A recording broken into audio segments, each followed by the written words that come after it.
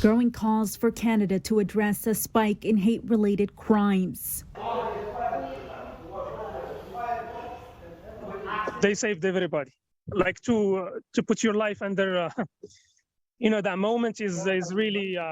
It was terrifying, actually. An early morning scare of the weekend inside a Mississauga mosque, partly captured on camera as worshippers inside Dar al-Tahweed Islamic Center heroically stopped a man who, according to witnesses and police, discharged bear spray and had a hatchet.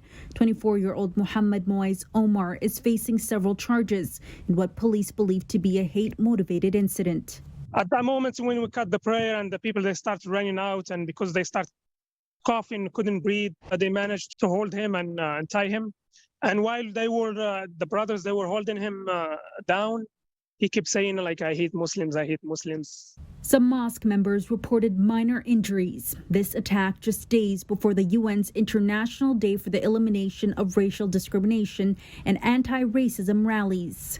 Today, Canadians united against hate and a number of human rights groups bringing attention to what they say is a surge in racism and white supremacy in Canada. The need to call attention to hate and racism in Canada is reinforced by the news this weekend of attacks against two mosques, one in St. John's, Newfoundland, and one in Mississauga, Ontario.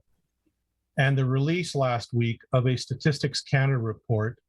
That data states that police reported hate crimes increased by 37% in 2020, the highest rates ever. Hate crimes targeting East or Southeast Asian people went up by over 300%. Hate against Indigenous people increased by 152%. Those aimed at the Black community rose by 92%, and South Asian population saw a 38% increase. The report states that Jewish and Muslim communities continue to be the most common targets of religion-based hate crimes. We need to be aware of the fact that the vast majority of hate crimes are not reported to police, so that number is in fact far higher. In recent weeks, Toronto public schools have seen incidents of anti-Black racism and anti-Semitism. In a number of cases, Toronto police have launched investigations. It's got to be a society-wide approach. That means government. That means educators in schools. That means the police, the corporate community, the community writ large. We all have to be taking action and doing our piece. In Toronto, I'm Faiza Amin for City News.